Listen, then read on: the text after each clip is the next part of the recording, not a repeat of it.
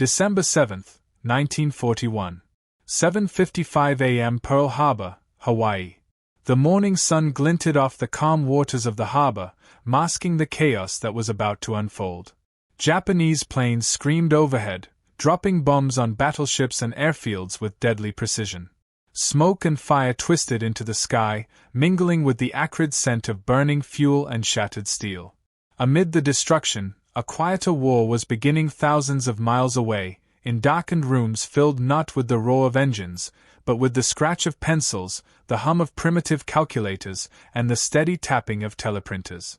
This was the world of American codebreakers, men and women who would wage war not with rifles or torpedoes, but with intellect, patience, and a profound understanding of secrets. Washington, D.C., 8:15 a.m. The War Department's Signal Intelligence Service, tucked into a modest building near Arlington, was alive with urgency. Officers shuffled piles of intercepted Japanese messages, each one a fragment of a puzzle too complex for anyone outside this room to comprehend. Among them sat William Friedman, a diminutive man with sharp eyes behind thick spectacles, a lifetime spent studying ciphers and codes etched into his very being. In the aftermath of Pearl Harbor, every message counted, every symbol might reveal the next target, the next maneuver, the next strike. "We must break it before they strike again," Friedman muttered, more to himself than anyone else. The Japanese Purple Code, an intricate system of enciphered messages used to coordinate diplomatic and military communications, had long been considered unbreakable. The Purple Machine, with its maze of rotors and wires, produced encryptions that changed daily, a fortress of logic designed to withstand even the most determined attempts at infiltration. American intelligence had tried and failed for months, the machine's complexity confounding the finest cryptanalysts. Yet here, in these dim offices illuminated by the soft glow of overhead lamps and the occasional flash of lightning from a winter storm outside, a breakthrough was taking shape. Junior officers pored over statistical tables, comparing character frequencies, tracing patterns in intercepted messages. They worked in silence, understanding that every misstep could cost lives in a war already demanding too many. By the spring of 1942, small victories began to emerge. A misalignment in the Japanese transmission schedules revealed a subtle flaw. Friedman and his team exploited it, developing techniques to reconstruct the wiring of the Purple Machine, piece by piece. Each day, the codebreakers chipped away at what had seemed insurmountable. The work was painstaking. Hours blurred into days. Charts and notes covered every available surface. Typewriters clicked furiously, the cadence of industry replaced by the rhythm of intellect. Young women, many recruited from universities with advanced mathematics backgrounds, became indispensable. Their nimble fingers, trained minds, and methodical reasoning allowed the team to process the growing mountain of encrypted telegrams with astonishing speed. By mid-1942, the first decrypted messages provided the United States with unprecedented insight into Japanese diplomatic communications. The enemy's intentions, previously obscured behind a veil of mathematical rigor, now lay bare. Allied commanders began receiving information that would alter strategic decisions across the Pacific theater. The quiet work of these Americans, hidden behind walls of secrecy, had begun to tip the scales of war. The significance was immediate and profound. Where battles raged, unseen hands guided movements, reinforced supply lines, and anticipated enemy maneuvers. The Japanese Purple Code, once a symbol of invincibility, had become a window into the mind of the adversary, a silent revolution in intelligence that would save countless lives and shorten the path to victory. December 1942, a year after Pearl Harbor, the Signal Intelligence Service transmitted its first full intelligence report derived from decrypted Purple messages. The report, concise and coded for security, detailed troop movements, strategic discussions, and potential vulnerabilities. Commanders in Hawaii, Midway, and beyond acted on this intelligence without ever knowing the names behind it. The battle against the code was far from over. The Japanese continually altered procedures, adding complexity, demanding ever more ingenuity from the Americans. But each challenge strengthened the resolve of Friedman and his team, who had learned to see the enemy's mind not as a cipher to fear, but as a puzzle to solve. And so, while the world remembered the explosions at Pearl Harbor, the destruction of battleships and planes, another war was being waged, silent, relentless, cerebral. It was a war in which the keyboard, the pencil, and the mind were mightier than the torpedo, the bomb, or the gun. By cracking the Purple Code, the United States had gained a weapon invisible to the naked eye, a force that would shape engagements across the Pacific, inform every major decision, and prove that sometimes the quietest battles determine the fate of nations. February 1943. A cold, gray morning in Washington, D.C. Inside the Signal Intelligence Service's cramped offices, the hum of typewriters mixed with the scratch of pencils on paper. Stacks of intercepted Japanese messages towered over desks, each one a potential key to understanding the enemy. The walls were lined with charts of character frequencies, rotor patterns, and wiring diagrams, the lifeblood of the Purple Code. Lieutenant Joseph Rushfort leaned over a table, tracing a series of characters with a ruler, his brow furrowed. Across the room, a team of women, many trained in mathematics and linguistics, carefully transcribed messages, each symbol cross-checked against hours of statistical analysis. They worked silently, their focus absolute, understanding that a single error could compromise weeks of painstaking effort. The Japanese diplomatic ciphers were more than just codes. They were a language designed to mislead, to hide intent beneath layers of mechanical complexity. The Purple Machine itself was a marvel of engineering, rotors and stepping switches creating permutations that, at first glance, seemed impervious to human logic. Analysts had spent months attempting to reverse engineer the system, but each attempt had ended in frustration. Yet, subtle flaws began to emerge. A recurring anomaly in message formatting, a predictable sequence in rotor settings, tiny, almost imperceptible patterns that suggested a deeper truth. The team recognized that these were not mistakes, but opportunities. Exploiting them required ingenuity and patience. William Friedman, the head of the project, orchestrated the effort with a blend of authority and quiet intensity. "Look for what they assume we won't notice," he instructed. "Patterns they think are hidden will become our roadmap." His team, including engineers, linguists, and mathematicians, collaborated across disciplines, blending logic and intuition to decipher what had been deemed unbreakable. By late February, progress accelerated. The first decrypted messages provided fragmentary insights into Japanese diplomatic communications. Although incomplete, these glimpses revealed troop movements, shipping schedules, and strategic discussions that had been invisible to Allied command. Each success bolstered the team's confidence, proving that the Purple Code, formidable though it was, could be understood. Meanwhile, the secrecy surrounding the project was absolute. No casual conversation, no loose document could betray the work underway. The codebreakers were invisible warriors. Their battlefield was a room of paper, ink, and the quiet hum of intelligence machinery. While naval officers and generals planned maneuvers across the Pacific, these Americans prepared to hand them the invisible keys that would determine the course of war. And so, February 1943 became a turning point, not marked by explosions or gunfire, but by the discovery of patterns, the identification of flaws, and the patient dismantling of a cipher that had long been considered inviolable. The battle had moved from the open seas of the Pacific to the silent rooms of Washington, where intellect, perseverance, and attention to detail were the weapons that would change history. March 1943. The dimly lit room at the Navy's Cryptologic Center buzzed with quiet intensity. Rows of desks were covered with sheets of paper, mechanical calculators, and early tabulating machines, their whirs and clicks a constant reminder of the work being done. Every message intercepted from Japanese embassies across the globe was meticulously logged, catalogued, and analyzed. Commander Joseph Wenger, a seasoned intelligence officer, walked among the desks, observing the team. "Accuracy is everything," he reminded them.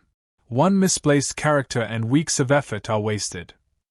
The young women and men, some in their early 20s, absorbed his words without a glance, heads bowed over intricate charts and sequences. The Purple Machine itself, a complex cipher device, had been designed to render Japanese diplomatic communications unbreakable. Each message passed through a series of rotors, switches, and plugboards, producing enciphered text that appeared as random gibberish to anyone without the key. To the Japanese, it was their ultimate secret. To the Americans, it was the most tantalizing challenge. Analysts began to notice patterns, subtle repetitions, statistical anomalies that hinted at the internal wiring of the machine. Using pencil and paper, they mapped out these irregularities, testing hypotheses against known intercepts. Cryptanalysis was painstaking. For every breakthrough, dozens of false leads threatened to derail the work. In one corner of the room, a young mathematician named Agnes Meyer traced the rotor positions against the intercepted messages. If we assume the first rotor repeats after 25 steps, she whispered to her colleague, then the subsequent sequences might reveal the wiring of the middle rotor.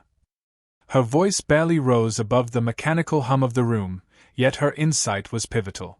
Weeks turned into months. The team reconstructed parts of the purple machine in miniature models, simulating its behavior to verify theories. Each simulation brought them closer to predicting message content before it reached Japanese diplomats abroad.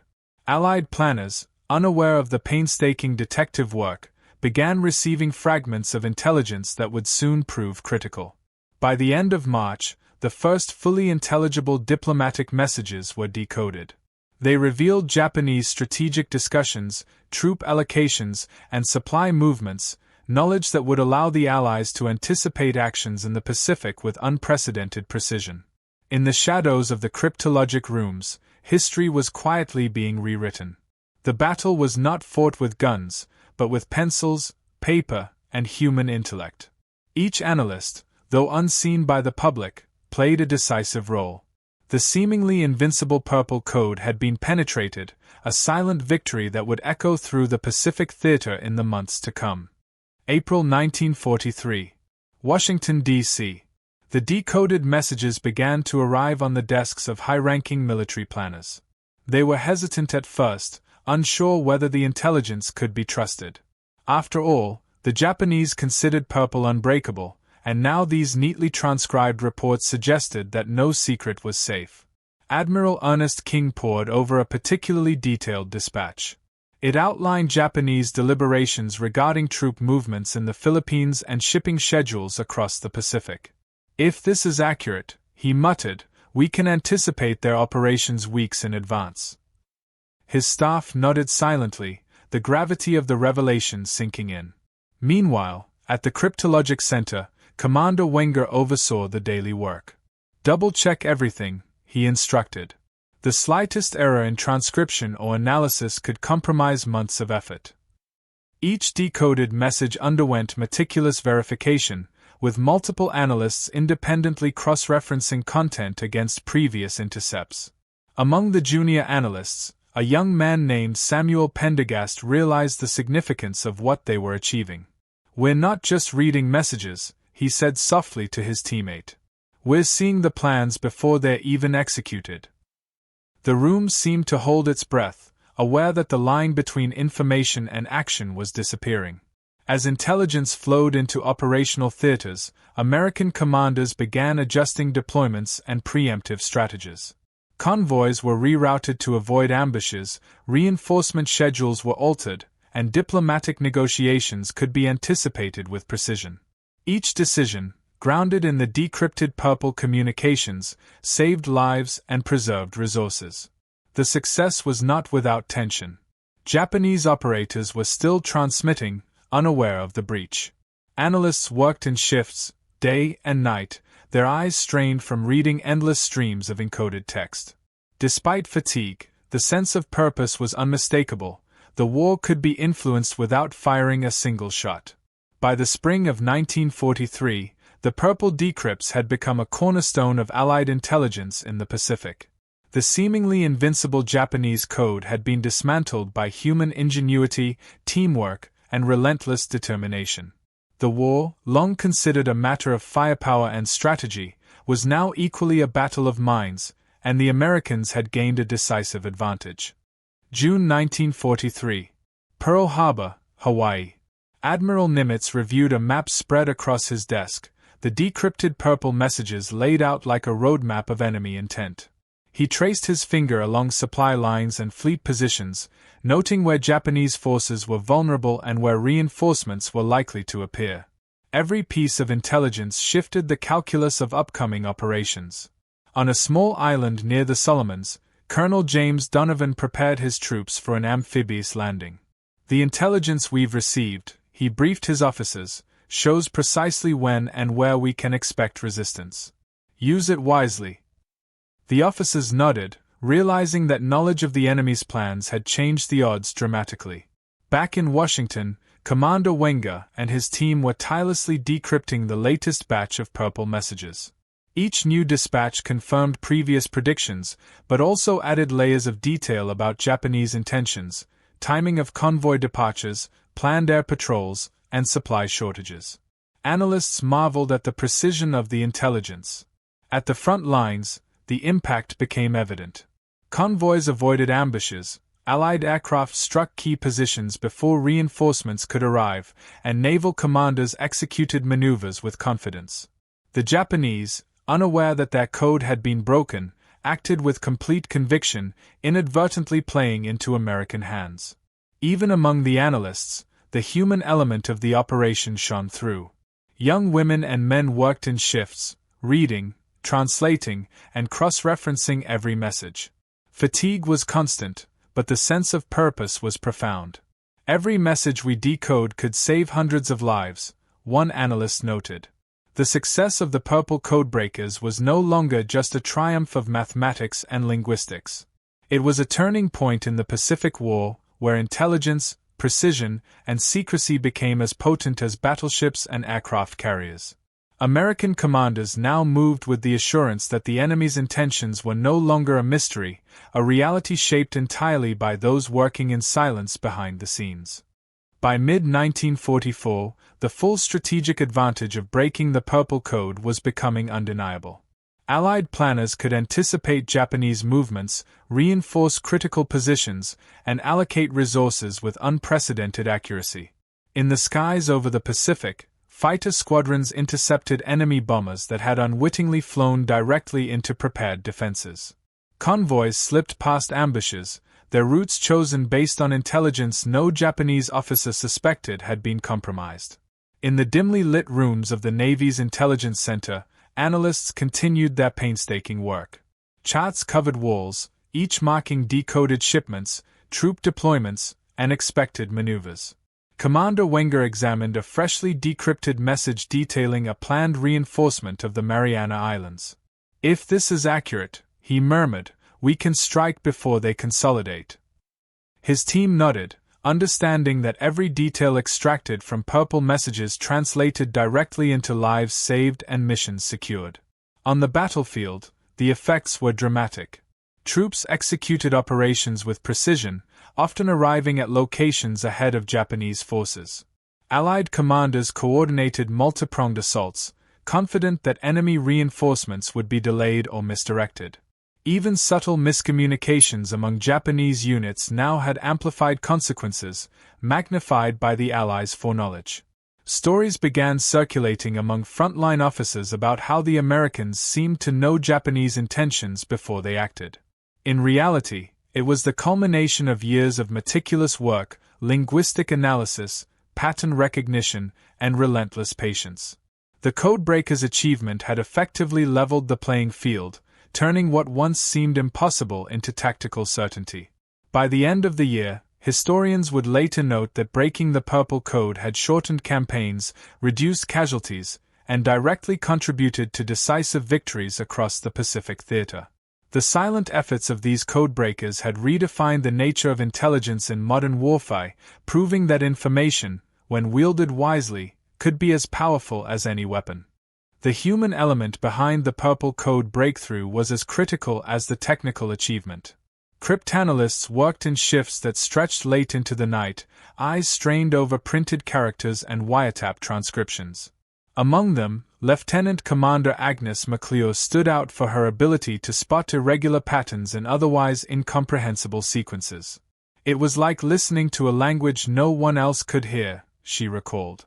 Once you understood the rhythm, the message revealed itself.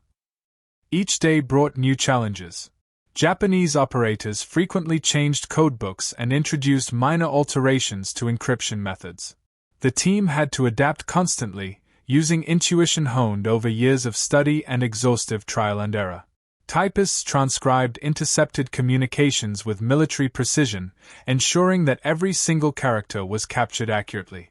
One error could render a message useless, potentially costing lives on the battlefield. The pressure was immense. Analysts knew that behind every coded message were soldiers in the Pacific, unaware that their plans were already laid bare. Yet, the team persisted, driven by an unspoken sense of duty.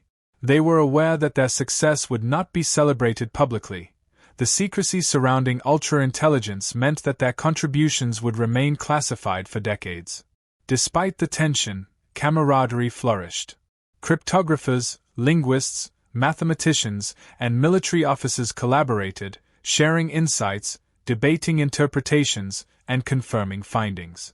Small victories, successfully decoding a transport schedule, predicting a troop movement, or confirming the location of a supply convoy, provided bursts of exhilaration and kept morale high. The meticulous, human-driven effort behind the Purple Code demonstrated a profound truth. Even in an era dominated by machines and encryption, human intellect, persistence, and collaboration remained the ultimate tools of warfare. By mid-1944, the fruits of the American codebreakers' labor began to manifest on the battlefield. Intelligence derived from the Purple Code provided unparalleled insight into Japanese naval movements, troop deployments, and diplomatic communications. Commanders in the Pacific, armed with this secret knowledge, could anticipate attacks, reposition forces, and intercept shipments before they reached their destinations. One notable example occurred in late June 1944, when decoded messages revealed a planned Japanese reinforcement to the Mariana Islands. Allied forces, already preparing Operation Forager, were able to adjust naval deployments and air cover to preempt the enemy, reducing casualties and securing key positions more efficiently. The difference was stark. Actions that previously relied on reconnaissance and estimation could now be executed with near certainty, thanks to the intelligence from broken codes. Field commanders often marveled at the accuracy of the information, unaware of its source. Reports described supply convoys intercepted precisely as predicted, communication lines disrupted before Japanese officers realized the breach, and strategic positions abandoned in anticipation of Allied movements. This unprecedented foresight shifted the balance in the Pacific theater, turning what was once a reactive strategy into a proactive campaign. The impact of Purple intelligence extended beyond the immediate tactical victories. It forced the Japanese military to adopt more conservative strategies, slowing offensives, dispersing forces, and introducing redundancies that altered their operational efficiency. Behind the scenes, the American codebreakers' silent work dictated the tempo of battles thousands of miles away, underscoring the transformative power of information in modern warfare.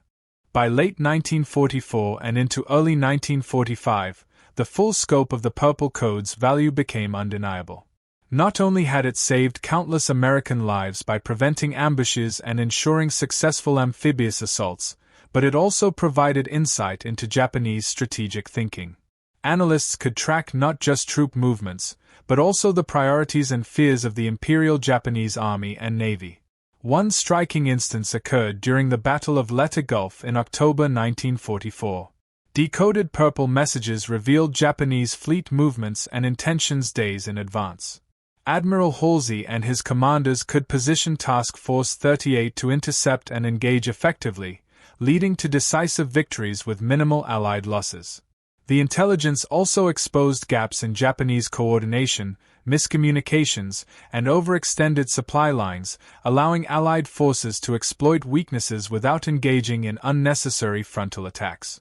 The work of the codebreakers, painstaking and unseen, had effectively altered the course of entire campaigns. Every decrypted message was a window into enemy plans, giving commanders the ability to strike with precision. Yet, outside a small circle, the public and even most military personnel remained unaware. The magnitude of these contributions would only be acknowledged decades later, when documents were declassified, revealing how silent minds behind radios and cipher machines had reshaped the Pacific theater. By mastering the Purple Code, American intelligence had done more than break a cipher, they had turned secrecy into a weapon, creating a strategic advantage that no battlefield maneuver alone could achieve. The work in darkened rooms, filled with the hum of machines and the scratch of pens on paper, had become one of the decisive elements of victory in the Pacific War. The legacy of the Purple Codebreakers extends far beyond World War II.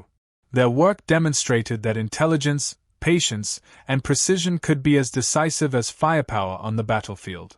The silent rooms of Arlington Hall and Station HYPO, filled with the hum of teleprinters and the meticulous notes of analysts, became theaters where the war was fought as fiercely as on any beach or island.